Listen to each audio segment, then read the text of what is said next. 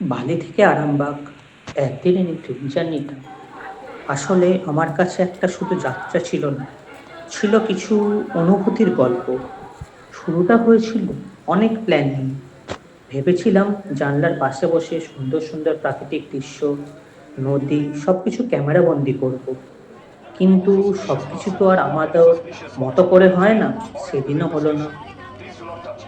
জানলার পাশে বসা হলো না, তার ওপর হঠাৎ করে বৃষ্টি। সেই বৃষ্টি যেন বারবার মনে করিয়ে দিচ্ছিল আজকের দিনটা একটু অন্যরকম হতে চলেছে। তবু ট্রেন থেমে থাকেনি, নিজের মতো করে ছুটে চলেছে। আর সেই ছুটে চলার মাঝেই ভিড়ের মধ্য থেকেও কিছু কিছু ছোট মুহূর্তগুলো আমি খুঁজে নিয়েছি।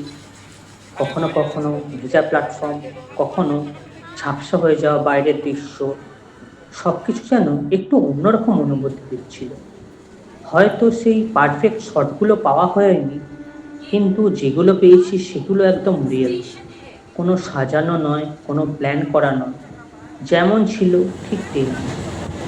এই যাত্রায় হয়তো বড় বড় কিছু নেই, নেই কোনো এক্সট্রাঅর্ডিনারি দৃশ্য, কিন্তু আছে সেই ছোট ছোট মুহূর্তগুলো, যেগুলো আসলে আমাদের মনে থেকে যায়।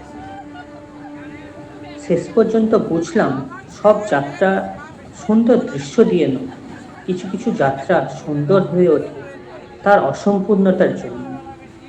বালি থেকে আরামবাগ এই ছোট্ট ট্রেন জার্নিটা হয়তো পারফেক্ট না, কিন্তু আমার কাছে একদম সত্যি, একদম নিজের মতো করে একটা গল্প।